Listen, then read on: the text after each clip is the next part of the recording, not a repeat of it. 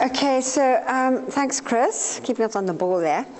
Okay, so we thought we'd start it slightly differently this time. This is our second time around for the new ones. Thanks for all the supporters that came last time. But so we felt last time there wasn't enough of a sort of a lead up to or like an introductory thing. So I'm just going to read something here which we were reading. We decided actually just to give a kind of just to give a feeling of what we're actually trying to achieve here. And then Celeste is going to come and run through just briefly just an overview of exactly what we're going to go through. And we're going to try and keep it brief and not spend too much time on things like courtesy notices, because that's almost a topic on its own, although a very simple one really, not difficult. So I'm going to read something, and it's called Imagine. So imagine if we had not been born into the slavery system. Imagine if we were taking full responsibility for ourselves and living harmlessly in abundance, love, peace, and harmony with all life, knowing full well that we of ourselves owned nothing. All is shared and ultimately belongs to the Creator or God. There was no pressure of any kind as we woke up in the morning, filled with love and great enthusiasm, health, energy, and clarity, desiring to use our time constructively as we focused more on making the world a better place for ourselves and others. There was no destructive weather patterns, hurricanes, tsunamis, droughts, extreme cold or heat. As the elemental life was out picturing the perfection and joy we were living and being. Then suddenly an announcement was made across the earth. And we were told that a new slavery system was going to come into being. And we had no option but to obey. We were informed that our peace, happiness, and freedom was to be removed. Our attention to our inner God was to be severed. And our love was to be limited and mainly reserved for our immediate families. We were to be forced to pay to live on earth.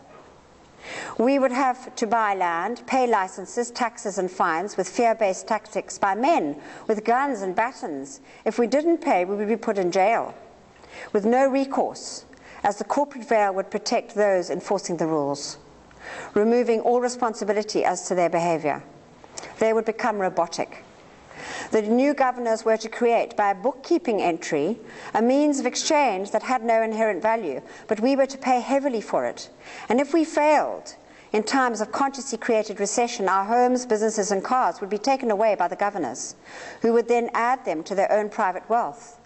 Our whole focus was to shift away from the God of love inside each one of us to this false god of money and to the creation of this non-existent means of exchange. And if we did not create enough, our lives would be shattered and great unhappiness and poverty would result.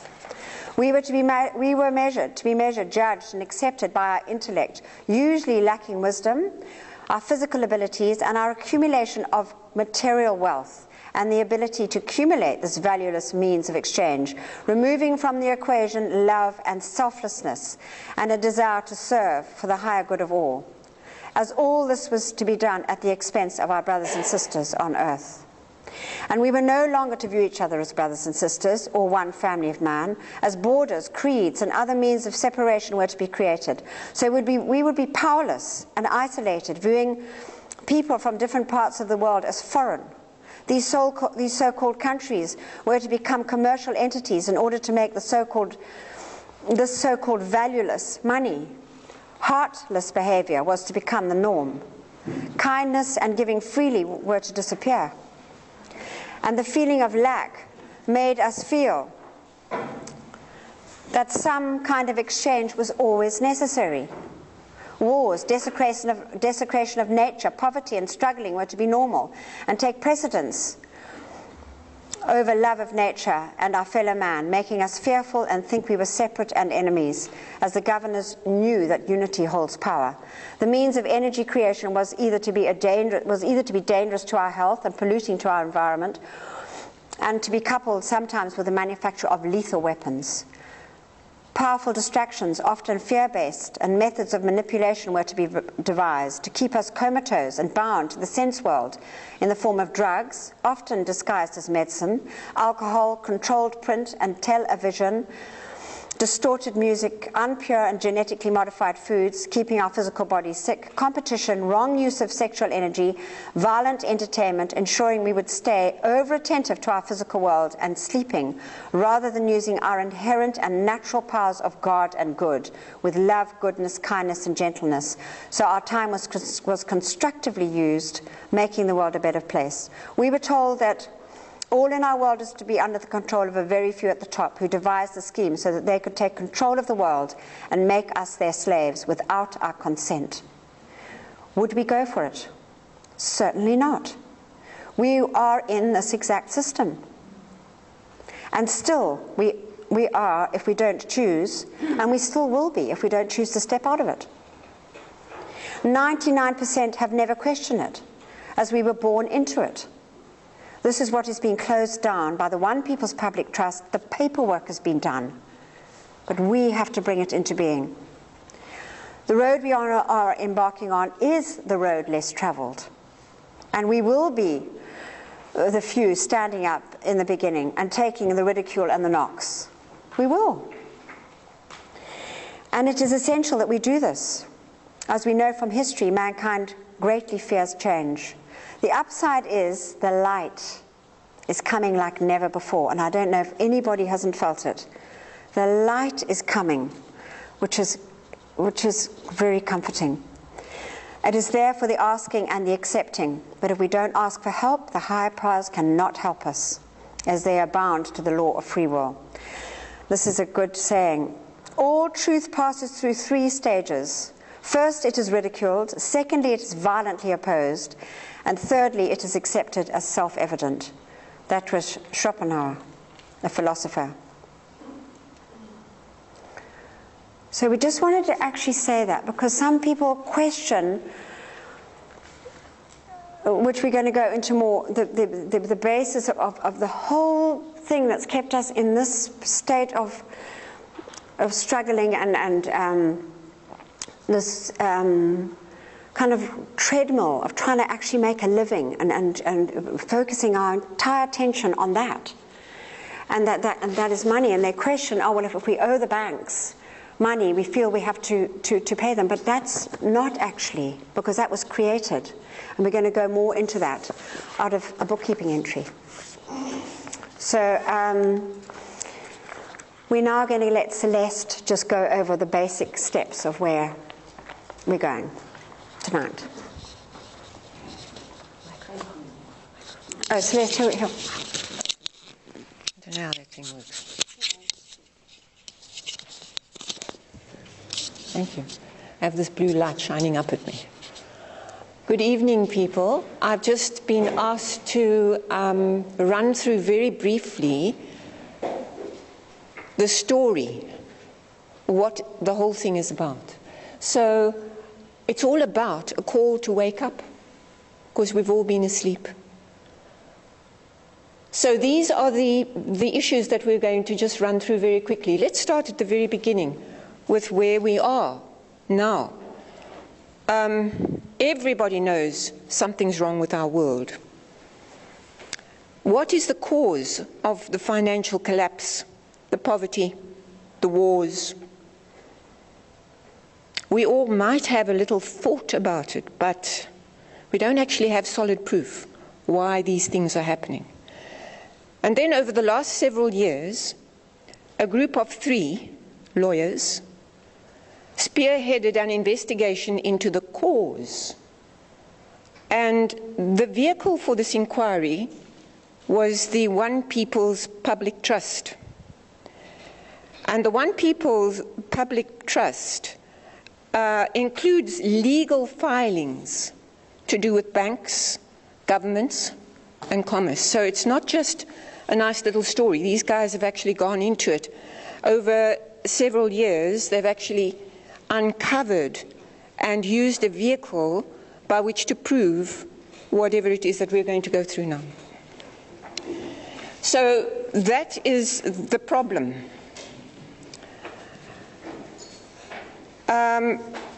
We now come to the outcome of the report. What did they find, these 3 lawyers? Well, they found out that everything everything in our banking systems, in our entire government, in our judicial system. Well, first of all, they're all in cahoots, and they're all corporations. So they're out to make a profit. They're not out there to look after you.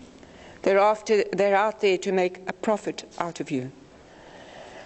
All systems are corporations. They're business ventures. And you and I were made assets of a corporation via our birth certificate. Did you know that? I didn't know that until very recently. And without our knowledge and consent, and without even our parents' knowledge and consent. And this is clearly fraudulent. In fact, in short, it's a slavery system.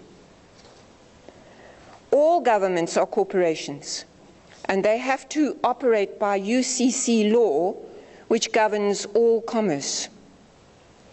Now, few people even know that the UCC exists, and it's only when you get to the very top echelons of banks or corporations or government that you begin to find out. It's not taught in any universities or any schools. It's just like an in-house secret, and when you get to the top, you begin to realize that this thing exists. What does that stand for? Universal Commercial Code. Universal Commercial... Uniform. Yeah. Uniform.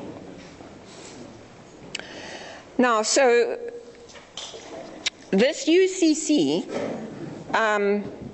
governs all commerce, and all governments are corporations, so therefore they are all governed by the UCC code. Now, therefore, these corporations have had control over us since birth. What is the source of their power, and what fuels the wheels of the system? Well, you know what? We do. Because they've been harvesting our energy, the energy of the systems, of the citizens, without our conscious choice. And the way in which they keep us under control, well, they've got their methods: abuse, ridicule, murder, theft, extortion. You go over the line and you will feel one of these things. So we've come to the outcome of the report. That's what they discovered. They discovered this by taking it through the legal system. So now it's not a thought anymore, it's a fact. And it's gone through the law. The remedy. OPPT was the tool that was used to unlock and expose the meaning of the UCC and bring transparency. The One People's Public Trust used that trust to unlock what was going on with the UCC. Now, when we talk about UCC filings, what is a UCC filing? A UCC filing is a claim or an assertion which is made, and then a certain amount of time is given for this assertion to be rebutted or for its legitimacy to be denied. And if after the period of time which has been allocated for it to be rebutted goes by and it goes over the time, that then becomes, the unrebutted claim becomes part of the UCC law. So the claim of slavery was not rebutted. And as a result, these corporations have been foreclosed around the world. They couldn't come back and say, no, this is not true. And so therefore, the claim which was put actually has become law. So that's a hang of a statement to make. Okay, just can I go to the end of it, and then we can talk about questions afterwards. Right, so we've come to these corporations have been foreclosed around the world. Now, so what now? We're in a situation where the world as we knew it before no longer exists. Because these corporations, these banks, these government departments have all been closed down. It's a huge thing to think about. I mean, it's taken me a long time to actually take it in. I still don't know if I've quite taken it in. Sorry, could you just explain this word foreclosed compared to closed? Foreclosed. It's international more, the word foreclosed as opposed to, I mean, here it's. Well, whenever you are having a. It's more like. Declared unlawful. Whenever you are having a house taken back from the bank, well, they can foreclose you. Yeah. Yeah. It's not normal. Yeah. In any case, it has given, there's no longer the ability for them to act as they have been acting. So what are the biggest challenges? Well, first of all, us, the people, because, you know, it's quite a big thing. And all of us have a certain fear of the unknown. And then, of course, a lot of people are in complete and total disbelief. Well, I mean, this is all we've known since we were born. This is how the world has been. You're telling me it's not like that anymore. How, is it possible? Is it possible to live in a different way? So that's the first problem, ourselves. Or the first challenge. The second challenge, the lack of visibility of the victory of the UCC filings by the OPPT. Why is it that the press hasn't talked about it, that it hasn't been in the news, that people are not talking about it? Well, because all of these mediums of communication are also owned by these corporations who certainly don't want the word to get out.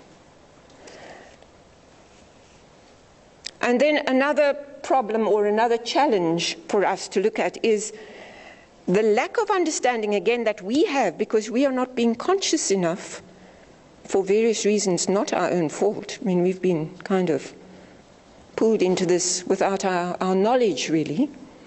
But the lack of understanding that we are the value, not the money, not the pieces of paper that we use as money. That's not the value. The value is us. The value is our skills, our talents, our ability to be able to go out there and make things happen. Paper money can do nothing. It's our belief in this illusion, this piece of paper, that it can make things happen. We don't really need the money if we really believed in ourselves, because we are the value system, not the money. That's another little problem we are going to have to look at. And then, of course, we have the physical barriers to freedom, like the military, the police, the law enforcement, banks, judiciary. People working in these systems are all just doing their jobs. And so therefore, for them to now take on this whole thing of, well, what happens to us now? Again, the big fear thing comes in. So it's a challenge. What are our strengths and opportunities? Many of these people in the systems who are waking up already have been a great help to these three lawyers who uncovered the whole story by giving them information, giving them documents, whatever they needed in order to prove their case. And more are waking up in the system. They haven't been happy either because, well, they also have the grind that we have. Secondly, secrets in the military, no longer secrets. A lot of these really high up commanders and people high up in the armies and navies, air forces are talking about secrets which were not allowed to be spoken about ever. I mean, you took your secret to the grave with you. Now they're not doing that anymore. So there is a kind of a cracking up of the system as we've known it to be.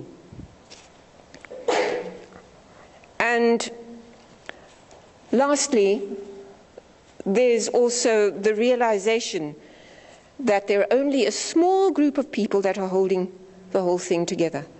We, in our numbers, are much more powerful than the small group that are holding the thing together.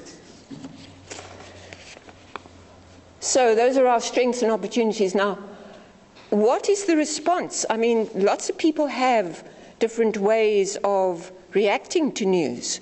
And this is pretty shocking news to many people.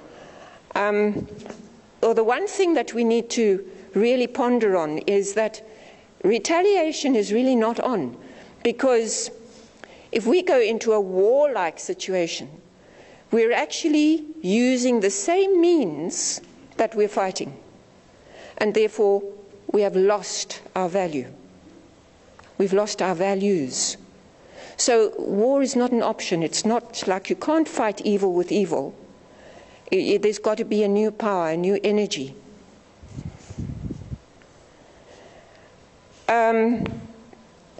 All hardship can be turned to opportunity. The whole movement is saying, we don't want retribution, we just want our freedom. So we have freedom to choose. Can we have the other slide, please, Ashton? So we have freedom to choose. Do we return to the original trust between the Creator and creation, which was entrusted to us? Do we behave, perhaps now, more responsibly and accountably, and be totally transparent and honest? Because in fact, no one has the right to come between the Creator and the creation. And what has happened is that space has been usurped by corporations. And what we are saying is that needs to come out of the equation again. And we need to perhaps go back to what we were in the beginning. Let's just run through what the old order, I think that many of you will recognize a lot of that comes out of that. The slavery system with laws and overlords. There are taxes, licenses, registration, all kinds of things that bind you. You work to earn money. It's like the brutal daily struggle. You know, you have to go out and earn the money for the bread, for whatever it is you need, for Johnny to go to university, for whatever. I hate the job, but you know what? I'm just doing it because, well, you know, I need the money. That kind of feeling. And then the way in which these things are implemented with tyranny, fear, force, secrecy, and a lot of aggression. And the New World Order, what it could be, and what we are calling for at this moment. Responsibility, transparency, accountability, honesty. Sorry, you have a question? Could you just... Sorry? Sorry, I'm very sorry. I beg your pardon. I was just trying to think of something else. Can you give me a better... Yeah, no, I understand. But can you give me a better way of putting it? A new way. A new way. Yes, thank you very much for that. That's, yeah, I didn't even think of that. Yeah. Freedom's way. Yeah. Thank you. Where you choose your own lifestyle, you travel, your home is assured, you work out of love, not because you are forced to do it, not because you have to do it, you know, because you need the bucks, but because you love it, and that's why you work. And you give because you want to give, because that's what turns you on. And you experience the fullness of freedom and joy to create. And you get involved in community-led projects. Free will, preservation and conservation and energy resources. Give yourself to the earth and to all the problems that are needing to be resolved and corrected. Can we just go back to the other slide, please? Okay, so the freedom to choose. And that's there for us to choose one way or the other. I mean, there's nobody going to say to you, you know, we're not trying to convince you about anything. Look, this has happened. We're putting it in front of you. What you do with it is your business. Now, you will hear also about courtesy notices. Why do we have courtesy notices? And I want to start perhaps with the very last thing there, which is the illusion. So what we have at the moment is an illusion. We have the bank still operating, we have businesses still operating, we have the government's departments all working still, but it's an illusion because it's been cut. It's no longer in existence. But of course, the people who are not wanting the system to fail are not going to tell you that because that's their own demise and they're not going to go there. So what is a courtesy notice? First of all, when somebody tries to claim back money from you which you've borrowed, maybe you've taken out a loan for 400,000 rand or something, and they then try and get it back from you. Well, actually, there's no obligation on you to pay it back, because you know why? That money was never ever there in the first place. That money was created out of thin air. It was a computer entry. Money is not backed by anything substantial at this moment. So when you're actually paying back money, you're paying back something which was never lent to you in the first place. There's no paper trail. You can't actually go back and say, well, where does this money come from that you're giving me? They can't tell you. People have actually gone and said, well, where does this money come from? They can't tell you. Why? Because they've created it on a computer. Just put in the 500,000 rand from that side of the books and Bob's your uncle. Now, why courtesy? Why does one have courtesy notices? Well, first of all, we're living in a funny world now at the moment, because we've got the people that have the understanding of what's actually happened, and we have the people that are still living in an old order of how it was. And so how do we operate in this kind of a system? The people who have the knowledge need somehow to bridge that and to give the people who don't know the understanding of what it's all about.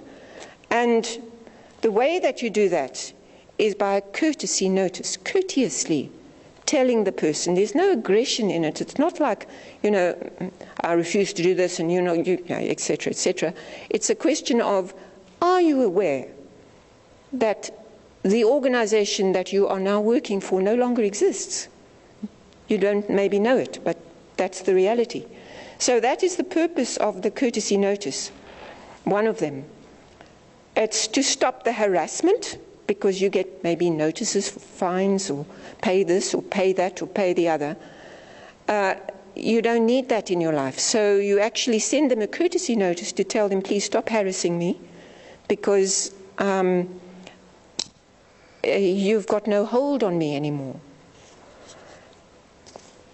And so it's a way of waking up the person, the individual now. It's no longer corporations, but now you are actually responding and speaking to an individual. And you're speaking to their hearts. There's an open, honest, transparent relationship between you. And I think that's all I have to say. Thank you. I'm sorry that's just like the end of it. No ending. Thank you. Lisa. Thank you. But obviously, ultimately, this is a big investigation. You're going to have to investigate it yourselves. But it's, and there's loads on the internet now. I mean, it's worldwide, it's huge. The movement is growing every single day. There's more and more people getting to know about it. But Robin's going to tell you a little bit about the birth certificate story. No, just a couple of minutes. Yeah, no, it won't be long. It's just very crucial, what happens with the birth certificate. Because we're all told, our parents are told, we as parents have told, we must register our child as register the birth. And if you look at a birth certificate, you'll see that is written in capital letters.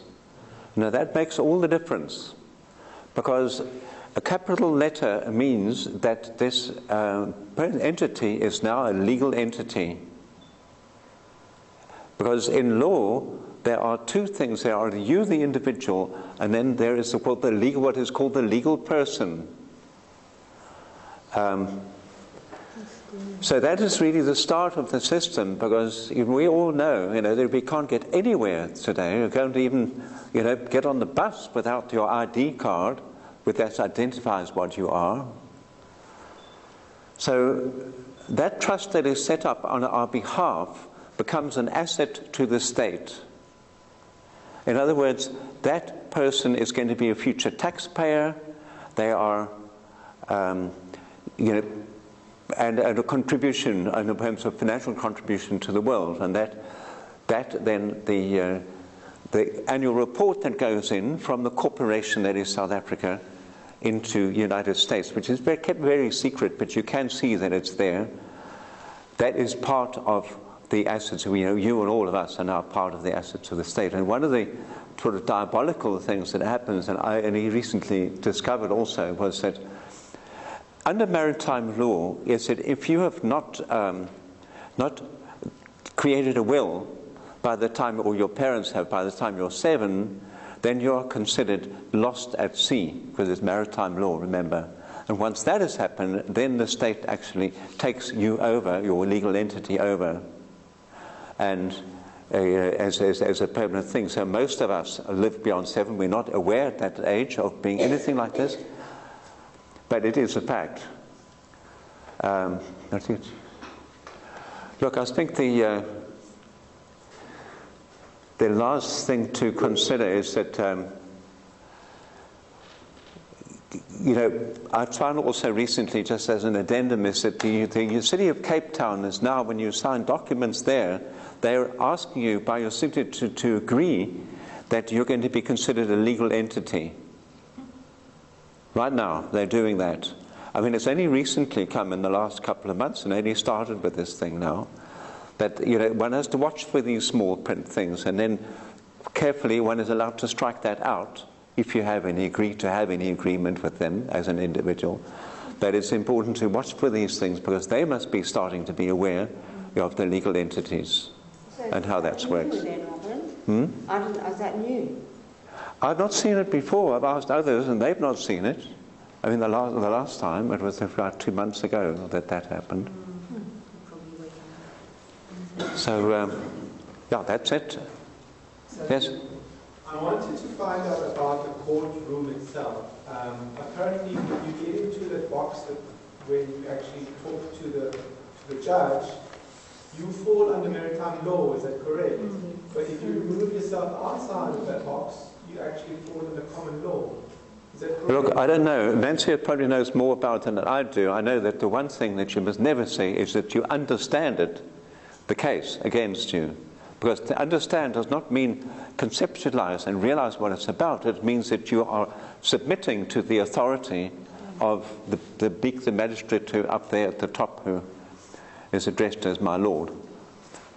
So that I don't know. You'd know more about that, please. Yeah, well, but the thing about it is that we don't even. The best thing to do is to actually not even go to court.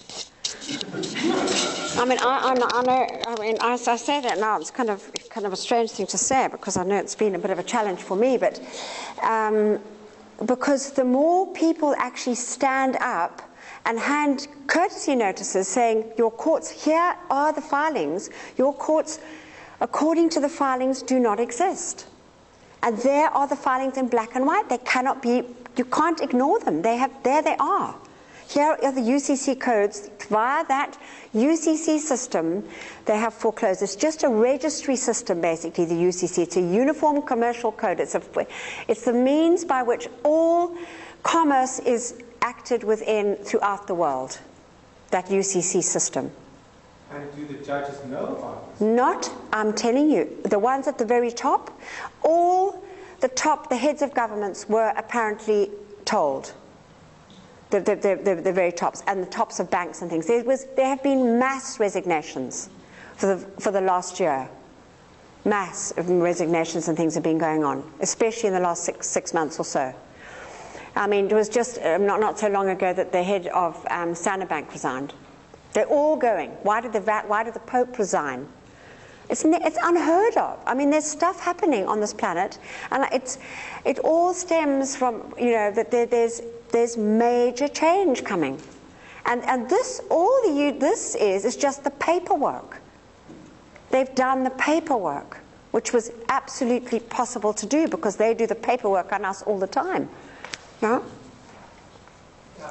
Is this a place to ask questions and concerns? No. I think it's a bit early to ask questions. So just wait till the end, because then we might cover it. The question by the time we've been through it. But we've got something now are we going to play that little, there's a little skit thing which is quite good. This guy has obviously done a lot of studying. When a ship pulls into port, it pulls in and stops, and it's called in its berth. The ship is now in its berth. Because it is on the law of the high seas, or commercial maritime, UCC commercial law, rules the seas. So when the ship pulls into its berth, the first thing the captain must do is to present a certificate of manifest to the port authorities, which means that the port authorities need to know how much is on this ship that you're bringing into our country and our economy. How many TVs, how many cars, whatever you're bringing, how much are you bringing into our economy? So you have to have a certificate of manifest of what is the value of your ship here. What are you doing? Consequently, when you are born, you come out of your mother's water. Therefore, you must have a birth certificate, a certificate of manifest, because you are a corporation-owned item. Did you know, for instance, that your birth certificate is a security on the stock exchange in the New York stock market? Did you know that? Because if you order your birth certificate, get a new one, order your birth certificate, it'll only cost you, sometimes it's free, it'll only cost you a few dollars. Order your birth certificate. On your birth certificate, all birth certificates in this country, on the bottom, it will tell you this is printed on security papers. Do not accept if not on full color security paper. Then on the right hand corner, you will always have a series of numbers, red numbers, printed on the birth certificate. Those numbers are a security stock exchange number on the World Stock Exchange. You go to any good stock office and ask them, check these numbers in your computer and see how much this stock is worth, the certificate. And they will check it on the New York Stock Exchange and find your birth certificate is a stock on the stock exchange in America. Why? Because you are worth money to the international bank that bought you in 1930. We need to wake up. This is serious stuff. I think we've gone into enough of the UCC law. For those that have... That needs to look there. That's important. People should understand that. There's the... This is showing the Dun & Bradstreet, where the Republic of South Africa is actually a listed company. Head office in New York. See, there it is. All the countries of the world except for 3 were actually, the governments of those countries have been posing as governments. They actually have been corporations. Have you got an email address or that we can actually look at that? Yes. In fact, Daniel, there's a one-page document at the door here for anybody. It's titled, what was it called? It's just the foreclosure.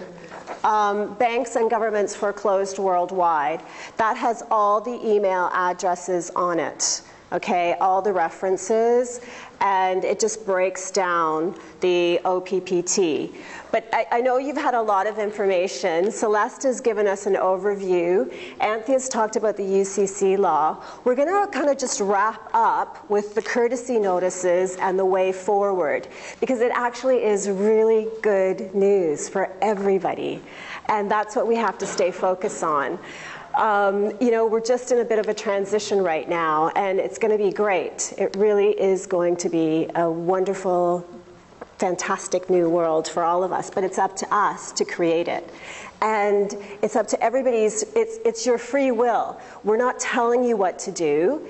Everybody has to decide for themselves. The really great thing about this foreclosure was the fact that it took away all structures. There's no more titles. There's no more, nobody else has authority over you except your creator, your God. That is it. Not the police, not the government, not anybody in alleged power. It's just you now. But with that comes a lot of responsibility, of course. So, before I go to the courtesy notice, which I'm not going to go into detail. I'm just going to quick summary. And I'm not sure if we'll ask questions now, because I know there's going to be a lot more questions than sometimes answers. But it's so early days that we don't have all the answers. It's up to all of us here to share this information, to do your own research, to decide what works for you and what can I do? What do I want to do?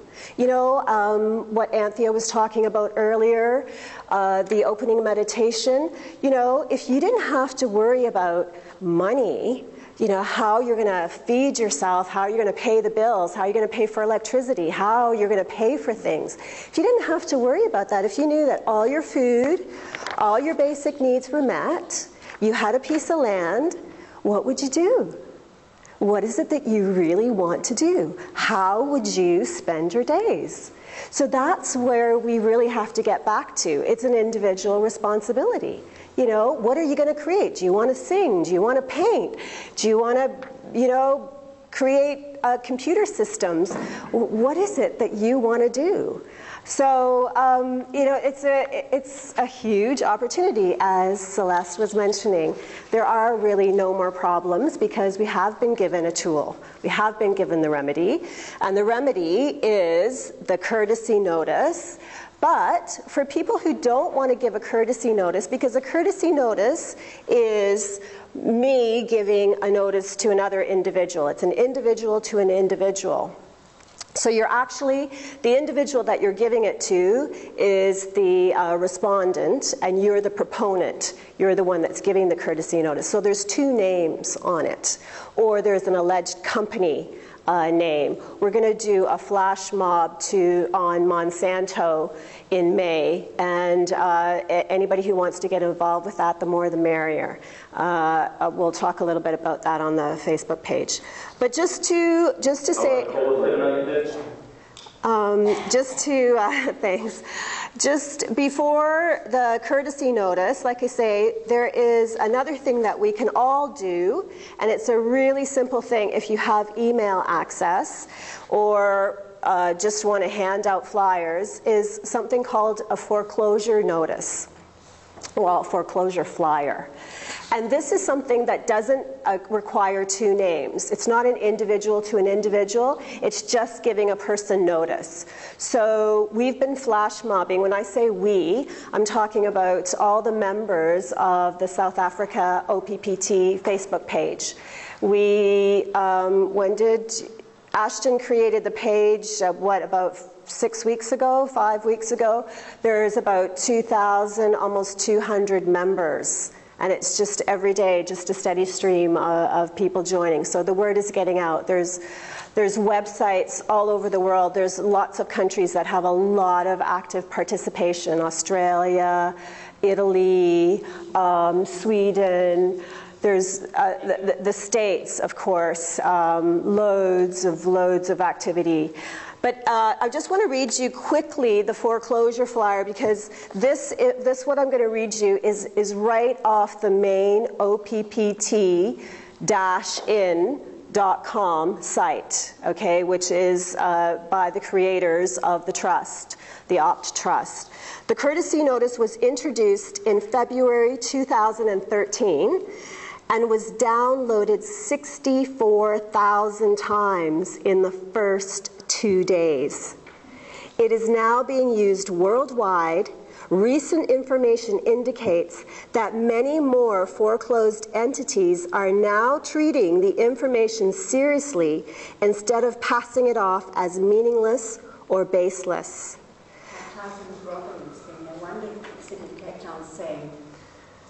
Yeah, we've got all kinds of evidence for this, but we're not just going to bring out all the evidence, because it gets kind of a little bit boring, and you can do that on your own.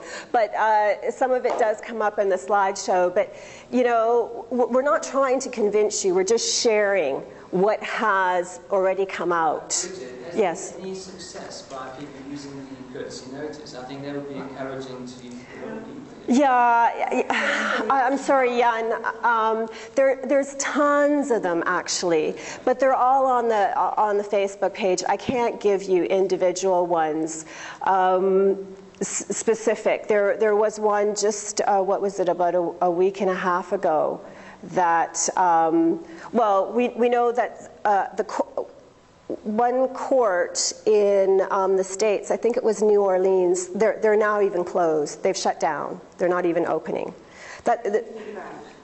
It's all coming out, but you've got to go on the internet, and there's a few different sites to see this information, and you have to decide for yourself what you believe, you know, and who's posting what. I've been following up on it, and also Yeah. Celeste said, like, don't start a war and don't use the same weapons, but I mean, I've stopped paying my bond, I've stopped paying my 2 cars, I don't pay any taxes anymore, I don't pay any rates anymore, so I'm facing those things coming up, and how far would I get with a courtesy notice? I've taken on basically everything, and I've just received my summons today for my house. I'm also with the Economic Rights Alliance, so I wonder if I could make use of this, if it's been accepted, if they just laughed at me, would come to my house and finally arrest me. No, what we need to do is maybe we could blitz the neighborhood, and we could get, you know, if we can get a few more people in your situation, or the rest of us who are keen to support you, we can all submit courtesy notices on your behalf for that exact same situation. Okay, so, you know, and that'll come out, this is going to come out a little bit more in the way forward and some solutions. Okay, so there is lots we can do, but it's not foolproof yet. But as each day passes, yeah. Most of us are kind of guinea pigs. Exactly, yeah. The way showers. Okay, so the recent, the foreclosure flyer, the recent requests have resulted in a foreclosure flyer, which is this 2-page document that there's just 30 copies that were made. It contains the same OPPT filing information, but with different intent and purpose to the courtesy notice.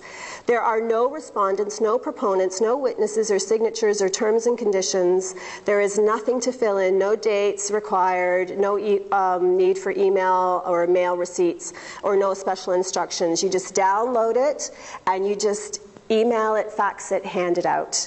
You know, so like we've been doing flash mobs, and like I said, the Facebook page, we do, somebody gets a bunch of email addresses, say for instance, the last one was ABSA Bank, and post that on the Facebook page, and whoever is keen takes all those emails and sends the foreclosure flyer to all those emails. I mean, to all those people at ABSA Bank. And that's basically what we're going to do with Monsanto. We're going to do it on the worldwide march on Monsanto Day. It's Saturday, the 25th of May.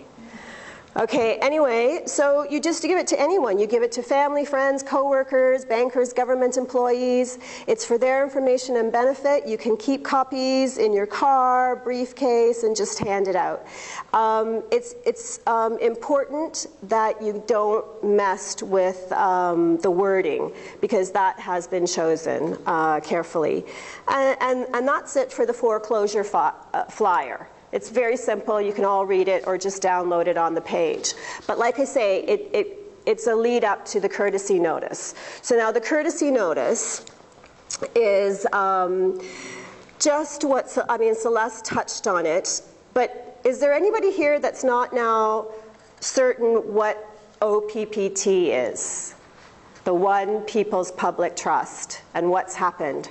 Everybody kind of following that, okay with it? Sorry? Not absolutely, but more or less. Okay, I'm going to just, maybe just a quick roundup. The One People's Public Trust put it to the world's banks and the corporate governments that nothing stood between the Creator and each of the Creator's creations. And it gave due opportunity to rebut that statement, but it wasn't rebutted, as Celeste mentioned. They could not and did not. So, because that would mean they would admit to operating slavery systems. Can I just ask one quick question, rebut that process in terms of American law, or International. The UCC law. Okay. Yeah. Okay, the Universal Commercial Code. So was there some kind of court case, or how did this whole thing go down? How did this, Yeah, no, it's the filing was done pretty. I also almost want to say nonchalantly, but it was years of investigation and compiling all the evidence. And Heather, one of the trustees, actually used her house as a test. She let the bank foreclose on her home. And one of the other trustees, it's quite a story, maybe, because we haven't maybe given the background on Heather. No. I don't know if you want to do that. Okay, anyway, I'll just be very, very quick, because I don't want to, we wanted to keep this short so we could have more time for questions. So a courtesy notice is an offer. Oh, well, before I even do, okay, yeah, so Heather is a lawyer, and probably one of the leading lawyers as far as knowledge in UCC law. She worked for the big banks and corporates. She knew all about it. She was hired to do various things. And she found this, I guess you would call it a loophole, and that's what she investigated, and that's how she used her test case, because I think most of the constitutions in the world state that nobody has authority actually over you than your creator. They actually, a lot of them mention God. So that's what she closed in on and used her house as a test case. What else can I say? There's quite an interesting thing here by Judge Dale on exactly what you're talking about there, Bridgie, because this Judge Dale is a retired judge, a very well-respected and well-known judge in America, retired, and the Australian OPPT crowd actually got hold of him, or maybe it was actually the American one, but anyway, one of them got hold of him and said, listen, just give us a rundown on this. Is it actually, can you verify what has actually happened is true? We need it from somebody in the system. And that's where Judge Dale came in. And he said it's absolutely legitimate, what has actually happened with the UCC filings. That's exactly how it works. And these corporates that were acting fraudulently, these private monetary systems, without the consent of the people, have been foreclosed upon by that same system that they used to foreclose on our property and our homes, etc. Anyway, he said also, he says, only we the people can amend our constitution. And whenever our representatives act outside their authority, we need to notify them and ignore their acts as lawful and continue forward with our own republic. And that's exactly what we are doing here with this, because they have acted outside of their jurisdiction without our authority. They have created these commercial ventures and have kept us enslaved for a very long time. Can we ask questions? Just to finish up with what Jan... The question that you mentioned is like, was there an act where the courtesy notice or that manifest was presented by email or factually to like the major government corporation pretending to be government? Is there something really happened there, or is it? Yes, they've all been told, apparently. But who is they? By the trustees, the three trustees. All of them, like the governments. There's a list of governments. I think it's basically all the governments that were corporate, that were corporatized. In other words, all those that were listed with the U.S. Securities and Exchange Commission, that were listed companies, have been informed of the UCC filings. So it's all the corporations pretending to be governments have been notified. There was no rebate in it. Nothing was rebutted. And that was an act that can be proven. 100% right. That's it. And the filings are there for everyone to see. They are there under Opt. 1776.com. You can see them, you can download them, you can study them, you can ask some chap who's an expert in law, UCC law, but UCC law is very obscure. Nobody knows anything about it. You're certainly not going to find your regular lawyer knowing about it. They don't. But it actually happens. Absolutely. And that's what we're working with. That is what the trustees did. Yeah. I think the question is if it maybe went to some sort of international court and after it's been served to all the corporations and governments, and because they did not respond, and then we, people, obtained like a default judgment. Yeah, it might have. I'm not sure. I think there was an international court involved. I don't actually know that part well enough. We need to get a bit. The bottom line is the courts have no authority. They have no more authority. They're just still acting in the last bits of power that's in the wheel, because we're supporting it, we're allowing them to, because we're not all standing together to actually enforce this foreclosure. All debt has been forgiven. It's just that simple. It's in black and white. All debt. And taxes. We no longer have to pay any loans, any debt. That's what these lawyers have done. That's what this trust is about. It's amazing. People, you know, don't really know how to assimilate that information because it's so out of our realm, but because we've been raised in the slavery system believing that this paper money is the value, but it's not.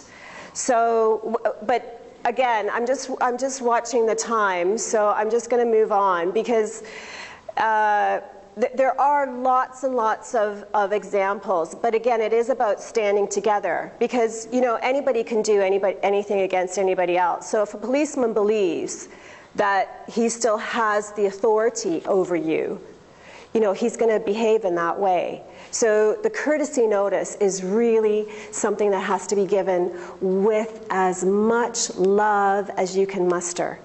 It isn't about, you know, having a one-up on the other person. It's really about respect and love and sharing, and we're all in this together. It's not them versus us. You know, we're all one.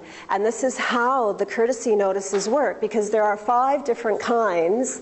So for instance, with the Monsanto situation, which is a really easy one, we would give a foreclosure notice general. And that is just because they're harming the environment. And anyone that harms the environment is harming me. Or you. Anyone that harms Anthea is harming me. Anyone that harms you is harming me. So this is how the courtesy notices work, and this is what they're based on. But again, we now have 100% liability. No more insurance companies to bail us out. 100% responsibility, okay? Sorry? Insurance was already illegal. Yeah, exactly. But just like I say, we're going to have, you know, we're going to have a lot more talks. We're going to share a lot more information. You know, it really is early days. We will have workshops where we will just sit down and fill out courtesy notices. I'll help people fill out a courtesy notice. If you've seen the sign-in sheet, if you want to put your name down there, if you want me to email you a digital courtesy notice, anybody can download them off the websites. But I have summarized a document as to how to complete them. And like I say, it's really, really basic. But that's really it. The objective of the courtesy notice, and what I've read out when I'm reading, is directly from OPPT. The objective of the courtesy notice is to politely and powerfully notify the alleged corporate agent, the bank or government, of their foreclosure, and that the recipient acting upon receipt of the notice is fully liable as an individual for their actions. So for instance, you get the person's name who's hassling you or has the summons or whoever's going to come, and that's the name that you put on the courtesy notice, and you give it to them. And it's now between the two of you. And if that person responds, that's when the actual contract comes into effect. Because it is a request, it's not a demand. This courtesy notice does not have to be accepted. Because again, none of us have authority over anybody else. Okay, so we can't, there isn't going to be any new structures that replace the old structures. It's up to us to create them and still live within the laws of life, but not these crazy, ridiculous man-made laws. Yeah, maritime laws. So I think I'm not going to say anything else about just that the foreclosure has canceled all contracts with the old system. All contracts with the old system, past, present, and future. Only contracts of a personal nature between you and the proponent and respondent as individuals entered into knowingly, willingly, and intentionally are recognized as legally binding. That's again from the site. Okay? So when we are sending notices, we're always using the word alleged, and you don't use titles anymore. You know, if they're the president or the CEO, you just drop that. And if it's Nedbank, you say alleged Nedbank. If it's the government of South Africa, it's the alleged government of South Africa. And otherwise, it's just Jacob.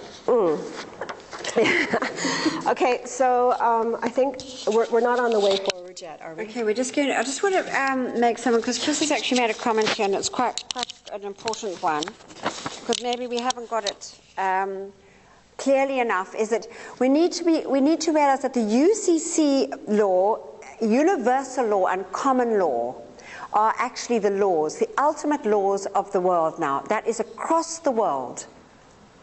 So, and so because the maritime law has been created by a statutory system brought by the governments that were, those ones masquerading as countries and governments, they created this means by where they could tax us, license us, put us in jail, and basically control us. Those laws have gone, and that was the maritime law. We were on this ship. And when you understand it, it was ingenious. We've been actually caught in like this kind of matrix. Really, I mean, Ashton can tell you a bit about that. But it's just been like that. We were on the ship with no way off. There was never really a remedy for us.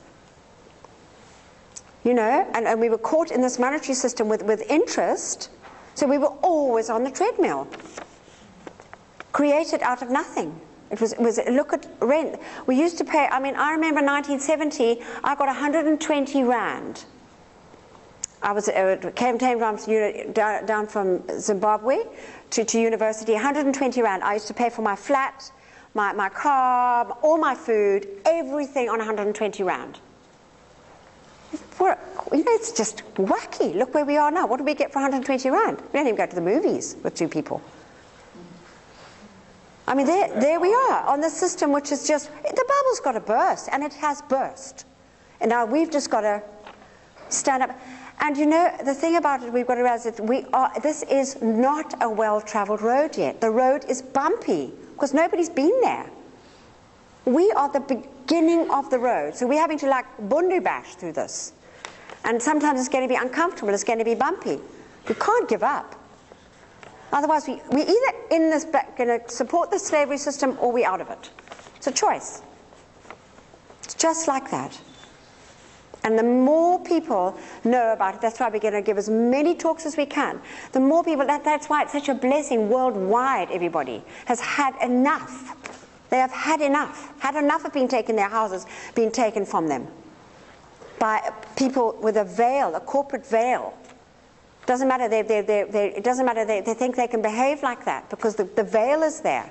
I've been told to behave like that. No more of that. Everybody is going to be responsible for how they behave. And that's what the courtesy notice is about. We courteously offer them, but say, I am not going to comply. And if you need, I'm going to court on the 10th because I vowed to go back into that place, because I'm actually going to go back. Samantha's going to help me here. But we're going to tell them the truth again. And the more support we can get there, the better. As the magistrate herself said, get support. Get loads of people there. Have a demonstration the 10th of May in Simonstown Court, please. I'd be very happy for people to come and support me. What time? You need to be there by 9 o'clock. About what? What is the case about? Oh, it's a whole jolly story. I'll tell you later. It's been going, there is no case. It's been going 2.5 years, but I've been realizing, and I had no real remedy until this came out, and even then, we're still needing to say to them, this is the truth. It's worldwide now. And people, I think, are starting to actually take notice. People are starting to actually want to change. I mean, I was speaking to the prosecutor, he said, I also want to be free. Yeah, he did. It's one of the first things he said to us in the very beginning. This was, I don't know how many, like 1.5 years ago. You know, we said we're on for freedom. That was it. So that's a big input. Nasara is the fun. Nasara is, listen, the one people's public trust. But you know, it's such a big thing that most people, I don't even know whether people can actually comprehend it, but the trust, within the trust, held in trust, is all the wealth of the world, all the people of the world. Everything is within that trust. It is the one people's public trust. There it is. Yeah, but Nasara is included in that. All those the funds set aside by Saint Germain from 1776 or whenever he set it up is included in that. Okay, but some the White House or whatever, they said they started this foreclosing before they even started doing it. So I don't know. I don't know. You know what? The thing about it is that for me, it's all about personal responsibility. So we have to act responsibly. And if we're going to carry on acting, it's like Gandhi said, if we're going to carry on acting in that system, we're going to condone that system. And we can see what's happening to our brothers and sisters. We are all brothers and sisters. So if we're going to carry on acting in that system, we are going to perpetuate it. You've got to stop voting. 100%. Well, we need to start working we need to get transition towns going. You know, Nortwick's a perfect, brilliant example because we haven't got supermarkets and things yet. We could make it into a transition town, but we've got to get a lot of people involved because the whole neighbourhood needs to be into it. But there's that what's that one called in the UK, Don? What's that transition town called again? The name of the town? Kinsale, the first one. No, there are hundreds of transition towns all over the world. No, there was one very well-known one in the UK. No, not Fintorn. What is it? Eton, is the Eton project? No. Anyway, but there's a thing. Anyway, so the most important thing that needs to be affirmed is that the UCC is the ultimate legal authority, along with common law and universal law. Universal laws is treat others as we would like to be treated. I mean, that is just fundamental laws of life. Don't lie, don't cheat, don't murder, don't do anything that we wouldn't like to happen to us. Harm nothing and nobody. Those are the laws we've got to go back to God's laws. That is it. The common law. We're not going to go and build on your neighbour's property because you're going to upset your neighbour. You're not going to do that kind of thing. So that's common laws. It's common to each one of us, and it's common sense. But surely if you've got your land through Babylon's system, which is my word for it, but you get your land through signing all these papers, and then you've got it.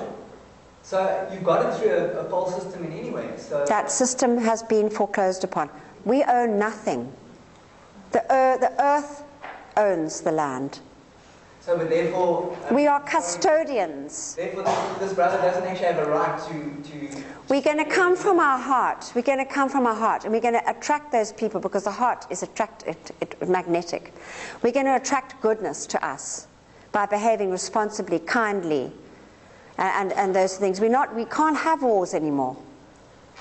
Yeah, I agree with you about the wars, but the thing is if you own the land, own in inverted commas in the land that you're living, like for instance, I'm just trying to be here because I've never faced this before. Now, he got his land through the illegal system. Now the illegal system wants to evict him or whatever. So now where does he stand if he doesn't? He gets his neighborhood to support him, and he stands there with courtesy notices and says, I am the custodian of this land. I've been here for many, many years, and I'm staying. And your monetary system is foreclosed. Imagine if, now Bridget, tell them the idea about going down the thing here. Okay. Well, were we going to do Ashton's piece first? Just tell them about getting the whole neighborhood involved. Yeah, okay. You know, the key is to be strategic. There's strength in numbers. So whoever is keen to participate, to do what they can in whatever way, is, you know, we need you, is what I'm saying. So one of the ideas is, for starters, we're willing to come and talk to any group, wherever you want. So we've got a ton of the A5 flyers. You're welcome to take a pile of those, hand them out, put a date on them, write a date on them, put them in all your neighbors' post boxes, or whoever it is to have them come to a meeting, tell them about OPPT. We'll come and do the talking. We can fill out courtesy notices that night, and maybe everybody decide that as of the next month, June 1st, none of us are going to pay our mortgage. If the whole street does it, doesn't matter if it's all different banks. What are they going to do? If the whole area does it, if the whole of Cape Town does it, what are they going to do? Well, it's great. That's the long shot off. I've been talking about this, the New Economic Rights Alliance, the argument of securitization, to all my friends, and they're kind of ex-rebel, fight the system kind of people who I thought would be very much convinced to get onto this train, but most of them all got kids now, they're all scared, like, I'm not going to ask any awkward questions, I'd rather you do it first, when you succeed then get back to me, then I'll be with it, You know how long it took slavery to be abolished in the 1800s? How many years they had to fight? And it was a small, small group of people. It was the first time in the history of mankind that a group of people stood up for others that they didn't know. And this is no different. And it's a long, lumpy road. But don't forget, securitization thing, that's gone now. That's also gone. It's gone. There's nothing now. It's just us. It's us making a choice. But first, we have to work on ourselves, and work around that fear, because the powers that were created that fear. Well, helped us create the fear in us. I mean, we're all responsible for our own states and our own thoughts and our own feelings. That's really key. Nobody else can make you feel any, way. We allow it, whether it's conscious or not. But, if you, even though it's not easy, be the example for your friends, slowly, a couple of more will. If one or two come to a meeting, if we get, a few more meetings going, the news is going to spread. In the first 2 months of this whole, the official announcement was made on the 25th of December, even though the actual foreclosure had happened a few months before. Since then, in February, the Google hits were 444 million in the small handful of associated websites, Removing the Shackles, American Kabuki, and optin.com. 440 million or 410 million hits. That was like, we haven't checked lately. I should have done that before the meeting, maybe. So it really is. But we don't want to give people answers. We want to, we definitely want to help and give ideas. But it's really up to people to all join in. You know, we don't want to lead the charge, but we'll share and we'll work together and we'll do these ideas. So that's one idea, you know, about the courtesy notices in the neighborhood, having the group meetings. Dawn has already had a meeting at Masi Pumaleli. You know, if we can get some time in a government office, we all have contacts. We just have to start using them. We have to go home and we have to think about, okay, you know, Celeste had a little chart there, you know, the old and the new. I won't use the other words. And, you know, the opportunity here is, before you do anything now, before you take any action, think, is this supporting the old, the alleged system that I don't want to support? Or is this taking me forward? And, you know, start small. Do what you can with what you have. But do something and just be aware that whatever it is you're doing, it's one or the other. There's no sitting on the fence anymore. Definitely no fines. No fines. Yeah, and you know, you don't even have to, like if a police officer pulls you over, you can be very polite, but you just don't accept it. And I mean, but you just say, no, thank you. We have, not here in the presentation, but I can send you links where that's actually happened. Yeah. So, you know, it is happening. It's just in bits and pieces here and there and everywhere. And we really have to just prepare ourselves. It is really about being prepared and staying respectful, staying loving, just being aware, like, okay, I'm feeling a little bit of fear right now. Out with that fear. Bring in the peace. And there's tools such as nonviolent communication, NVC. It's a fantastic tool. I don't know if anybody knows about it. That's one tool. I'm going to hand over to Ashton. Are you ready, Ashton? Graham? Yeah, well, does everybody want to stand up? We're not going to be much longer now. And then we can go afterwards and have some tea. Yeah, sorry, Graham. Hi, everyone. I'm Ashton.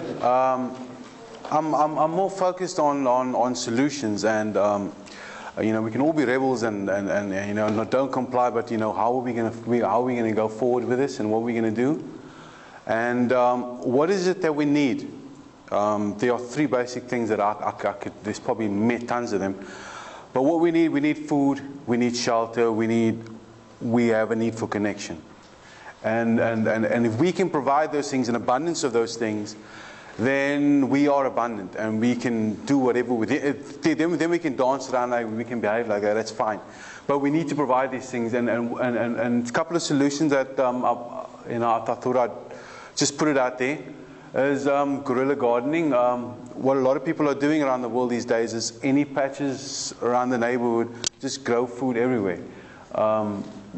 Greenhouses, community gardens, which creates the community, and people start getting together because everybody goes to their house, nobody connects. I don't know my neighbors anymore. You know,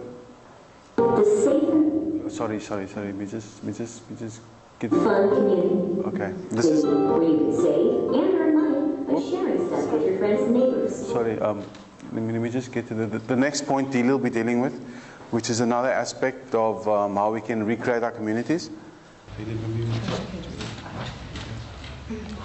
Maybe just very briefly, we need to look at this change, this big change that is happening, as an opportunity for wondrous new beginnings, and we need to connect with our neighbours. We need to connect with humankind. So it's a wonderful opportunity to clear out. We're needing to start again and to clear out all of the old, and we do that on all levels: physical, mental, emotional, spiritual. So one of the basic things we can do is to clear out our belongings, our old stuff, all the stuff that we've collected that is not necessary for us any longer. We can share it with others who need it more than we. So we can create, there are websites around the world where the neighborhoods block need to own a lawnmower? How much stuff do you have hidden away in storage that never gets used? Neighbor Goods helps us get more value out of the stuff we already own by facilitating borrowing, renting, and selling stuff between friends. The first step is easy. Do you have something to share? Add it to your Neighbor Goods inventory. Do you need to borrow something? Check out the inventory of people around you. If you don't see what you're looking for, then add it to your wish list. The people in your community will see it and let you know if they have what you need. Neighbor Goods is a safe community for sharing. You have complete control over your stuff, and we give you all the tools you need to share safely with your friends. We help you keep track of everything with our automated calendar and reminders. Every time you share with a neighbor, you'll know you helped someone. Sharing feels good. Create a sharing group for your office, apartment building, or church group. Save money, save resources, and strengthen your community with Neighbor Goods. See, that's just an example of what can be done. An opportunity for growth and for connecting with each other, heart to heart. And there is already a community exchange system. Exactly, and that was the beginning, and now it's being expanded. It's being expanded to all these other wonderful new ideas. So the floor is open for all creativity. It's wonderful.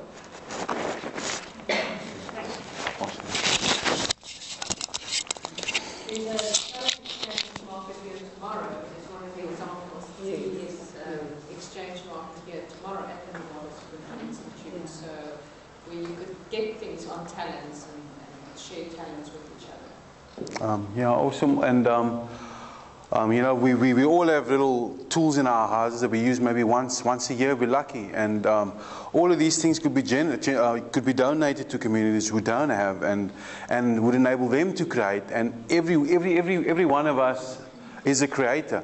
And empowering others to create, you know, giving them access to these tools would empower them in such a way that, you know, it'll change their lives. So many people are drawn to cities because of the need of money. And this will no longer be a driving force and, you know, a cause of population movement. No more people standing on the side of the road feeling they're worthless, because everybody is a creator. And their values restored. So this is really going to empower lots of people. We have squatter camps all over, people magnetizing towards cities for jobs. But given the choice, they would much rather stay in their own communities, create a safe space for themselves. So it's going to change the landscape. It's going to change cities in a big way. We're going to have a lot of empty space in cities these days. I'm going to leave it open to Don to discuss the what's been happening about towns and currencies.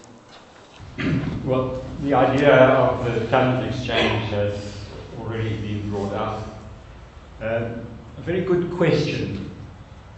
Why do governments allow banks to create money and borrow the money from the banks at interest?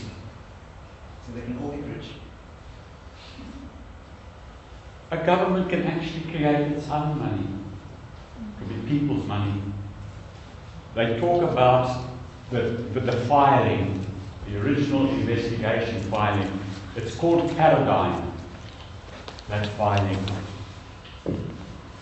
I think, can people hear me? Yeah, but it's the camera. For the camera, yeah. Put on your thing here. No.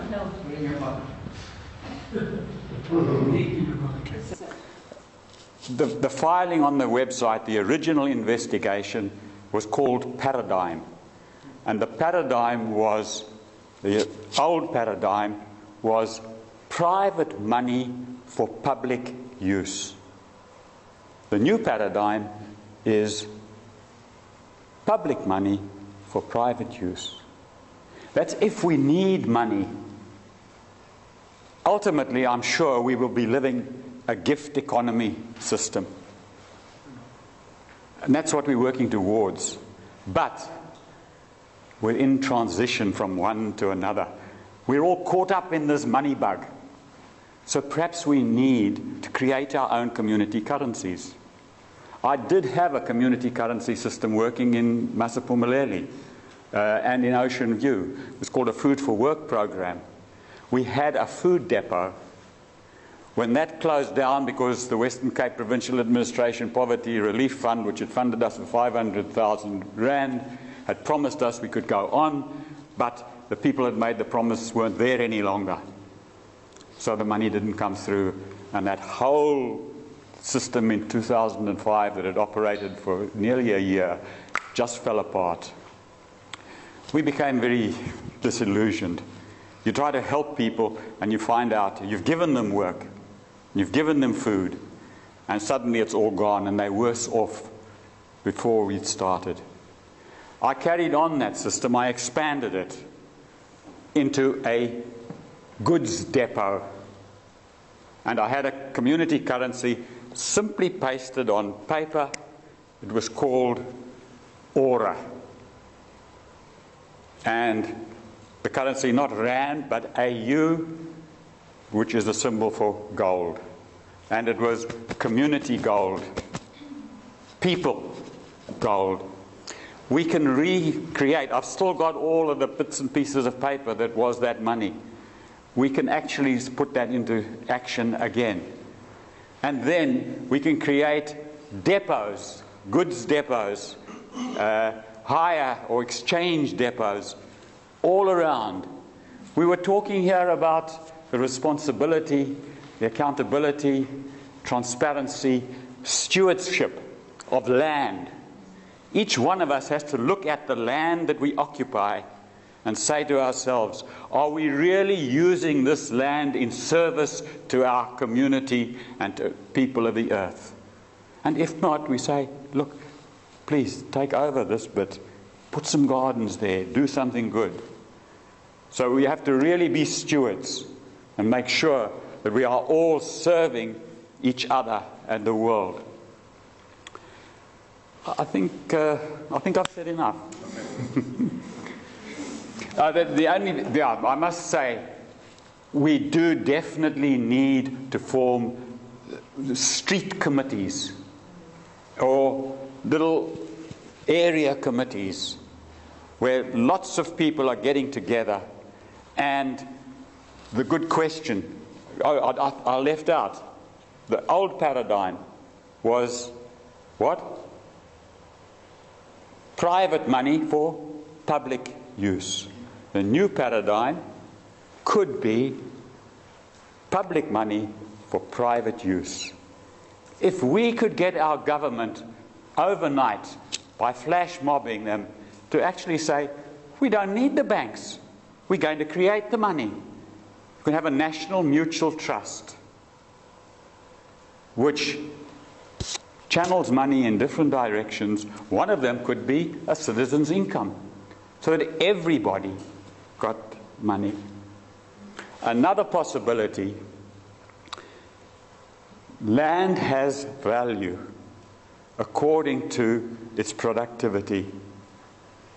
And ideally, each person on this planet should have an equal bit of land. But by having land rental, those who do have land, instead of paying rates, high rates on all of what you've built on the property, which really belongs to you. And that's what the governments are actually rating us on. They charge rates on what you've created. It would be valid to charge a rate or a rent on land. And the rent that comes in on the land can then be paid out as a citizen's income equally to all citizens of the country. So there's many, many, many ideas. And this flash mob idea and getting our government to actually do something, they must come on board as quickly as possible so that we don't end up with chaos, which is a possibility in this country. You know, we have freedom, but many people could look at it as license and start doing all sorts of things that we don't really want to see. Thanks. Okay, so how do you deal with that? How do you deal with that? We have to start. Force of law. How are you is there any strategy for that? People that have invested their their livelihood into a currency. You know, like I was looking at this, like that whole CVAC. I mean, it's very. Is there any way to get insight into what it meant? CVAC stands for Creators Value Asset Center, and initially what the information that came out was that it was going to be a structure that was an interim form of transitioning, helping people transition, so each country would have one. But the more information that has been coming out is that each and every one of us are the Creators Value Asset Center. So I'm not sure how things are going to pan out. All I can really say at this point in time, and I think all of us here, is that it really is up to us to choose how things pan out. And all of our actions and all of our feelings are going to contribute towards that. I'm not going to talk about nonviolent communication, because just please Google it, and maybe we can get into that more at another time, because it really is brilliant. It is a fantastic tool. It works on every area. It works in business, it works for children, it works for families, it's interpersonal. I've just actually come across it like 3 months ago and have just been introduced to it, and I'm doing group work, but it really is fabulous. It all starts with communication of self. And if your inner dialogue is negative and fearful, that's what we have to take care of first. And non-violent communication is a tool to do that. It's not quite what it sounds like, and if you Google it, you'll find all kinds of information. So, can we just maybe get someone to talk about peace committees and how they used to be? I don't know if you'd like to talk a little bit about that. Sure. I think everyone's had a lot of information. I don't know, is it relevant to... Well, I just feel like... Sorry. Yeah. That's the next thing. It's an alternative. It's an alternative to the courts, and it used to work very, very, very well. And very similar to what John said, funding was pulled out of that because the people who had been backing it changed. So, but it's just an alternative to the court system, where instead of people going to court for petty crimes and for minor things, committees were set up in communities. People were trained in facilitation of these kinds of disputes, and they would actually receive some kind of remuneration. I don't know a lot about it, but a good friend was very involved in it. And it was starting to spread and become an amazing alternative to courts, needing lawyers, and the stress and the fear-based system that predominates in the courts. And then that was just, the plug was pulled on that. So the government closed that down because there was no money involved in it for them. Well, we don't know the reasons.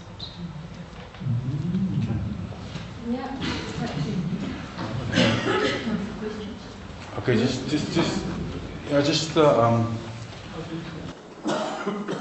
just the last part is the open source technologies that has been taking the world by storm over the last few years, and what is currently needed is a parallel system, because the corporate structure still is in operation. Well, with the energy we're feeding it, there's some interesting happenings. There's a group, Open Source Ecology. This guy was a farmer who actually, got disillusioned with the cost of farming implements and the tooling. Had actually bankrupted his farm, just trying to get the farm going. And he decided to create 50 machines that would be a civilization starting it. If civilization collapsed, the whole system came down. I think he's got about 6 machines up already, up on the internet, free. You can download them, you can make them, create them. And what this is encouraging is manufacturing centers within communities. People interested in engineering and creating, to get together and start building this Global Village Construction said, download the plans, create the machines, and start, centers within the communities. And another one, what the kids are doing is the technology hubs. They're using open source technology, the Arduino processor. They're creating cell phones, all sorts of intelligent technology, programming. They're coming together within the communities and networking, creating new things and sharing these plans online. You can download, you can create. So these are the things that are happening. You're having, instead of 5 people working on a product, you're having 100,000 people creating just the most incredible thing you can imagine. Places like these, people will naturally magnetize, and the right people will come there based on their desire. So education is a lifelong process, and nobody needs to be stuck in one particular thing. Education is lifelong. You could go to these centers, be trained in something else, and go and create something else. I've had some experience with some online education. There's a lot of universities that's opened their doors online. I was involved with the largest global classroom ever. We had over 100,000 students doing the artificial intelligence course at Stanford University. So, if you're stuck in a job that you don't enjoy, you could always go looking at these online universities, learn something, and start something new. It's never too late. So yeah, that's basically all I have to say. Thank you. Okay, so we're just going to open up for some questions. We're at the end of the time, and apologies, to keep you sitting, Graham. Yeah, we really had hoped to do it a little bit shorter tonight so that there'd be at least, 30 minutes, if not more, for questions. Who's got a burning question? Go ahead. I just want to say, this gentleman here in the red jacket said that maybe if there was an example of something that had worked, it would be encouraging. And I just noticed now he's mentioned becoming a freeman or a member of the company and so on and so on. The Republic of Good Hope. Which seems to be the predecessor of this thing. It is, and we learned a lot. I've been, the Freeman Society, the community exchange system, all those played a big part in helping to educate me. And I know a lot of the people that have helped out in the presentation tonight, the talk. But the important thing is that, because there's no more courts, because there's no more governments, those free man societies have actually been made redundant. Now, I still belong to one. I'm a member of the Republic of Good Hope, and it is a good transition tool for people. If you're not really ready to completely go whole hog, you can transition. with and I'd like to just actually read just a really tiny piece, but. Next time we'll come prepared with maybe some real case studies, but if you can just follow the Facebook page, there are a lot of examples that are posted on the Facebook page. There's also tons. Stories. And on the main opt-in page, it says success stories right on it. But there is a Canadian, back to success stories and communication. The power that we have lies in sharing. It's about uniting, and we do that through communication. And the internet is the tool to do it with. It's the gift. I think it's really what's helped this world and can create the change. We don't have to be stuck in a world that is reliant on fossil fuels, that is basically, killing the planet and ourselves. We have the technologies for clean, free energy for all. We don't need to use rubber. We don't need to use gasoline. We have medical technologies that don't require cutting. All that is actually taking place now. There's loads and loads of great stuff happening in the world, but just a lot of that information is being suppressed. What this has done, those patents are going to be taken away, and it's all going to be made public. So we need to just unite and get together and start, helping each other. So put out a call, like, Anthea's case is on the 10th of May, Friday the 10th of May at the Simonstown Courthouse. Whoever can be there, great. Whoever is willing to send out some flash mob information, foreclosure notices, hand out the opt flyers in your neighborhood, just do the small things that you can do on a daily basis. Just check your feelings. Is this supporting old system? Is this supporting new system? Do I even need to check? What do I want to do? What kind of world do I want to create? It really starts with me. It's a choice. And we all have been given free will. That is what makes us creators. That separates us from the animals. And what we're here to do is to learn how to master energy. And that energy is vibrations. And those highest vibrating energies are love and gratitude. And that's why we've got to bring them in. That's why we've got to have them in ourselves. Gav? I'm just wondering, the rich are going to be very opposed to this because they're going to lose a lot. So the rich are going to be big time enemies of this whole thing. Okay, I don't want to go into judgments because nobody can foresee what's going to happen. And, you would think that automatically, but I think, even before OPPT came along, there were lots of stories about, a person that had it all in the corporate world, big whatever, and sold it and went off to farm and make jam. You hear those stories all the time. Do people really want to slog for a corporation? No, they don't. What do they really need? As Ashton was bringing up, what are our needs? What do you need? What do you want? What do you want to create with this life energy, this gift of life that you've been given? That's the question. Why am I here? Yeah, because now like a corporation like Toyota can still continue. Absolutely. But then how does that work? Because they're all going to be individuals. So that's... So ideally, if somebody worked for Toyota, they could round up the workers, they could share the information, they could all decide, okay, we're going to take over Toyota, we're taking back the power, and that's how we do it. That's exactly how we do it. Self-governed anarchy and micro. It's not anarchy. It's just taking back our power. It's peaceful. Yeah, it's peaceful, and then there's what we think to support the force of law. Sorry, what we think? The force of law. The force of law. And that's what's backing up. I know it's fear-based. Right. But, there is G.I. Joe activity. And I know that there's a vibrational pattern and that there's a strategy to in the local community to peacefully dismantle this. But when we talk about a company as Toyota,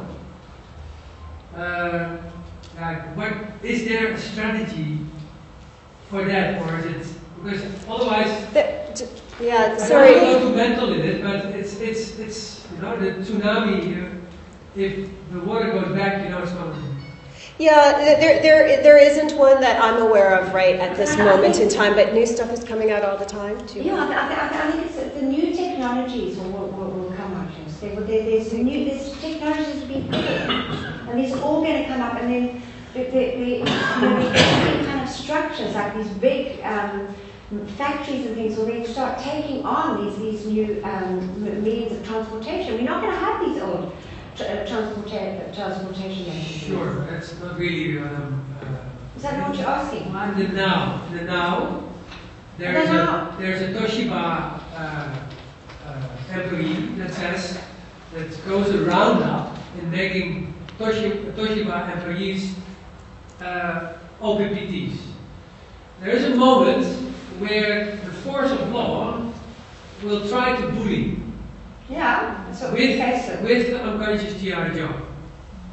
And it's nice to think ahead and go into the phone. It's numbers, as David Icke called it. It's numbers. Yes. Everybody does it. Is there a strategy? The strategy is peace. It really it's just that simple. we can show you clips where American officers over and over again, they said, please step out of the car, please do this, please do that. And the person just says, no, thank you. No, I've been there. I've been there, but that was like, because the cohesion was incidental. This is much more a larger cohesion, which will be seen. It will be notified, and there is a force in play that's unconscious, and it only serves whatever order it gets. And I'm not fear-based here, it's reality.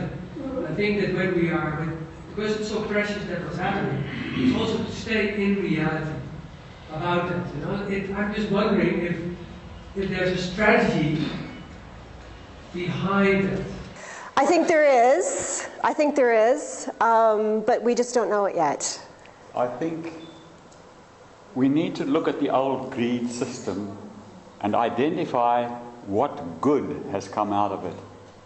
Imagine the cooperation that is necessary to run a company or a corporation such as Toyota. And cooperation is an aspect of love.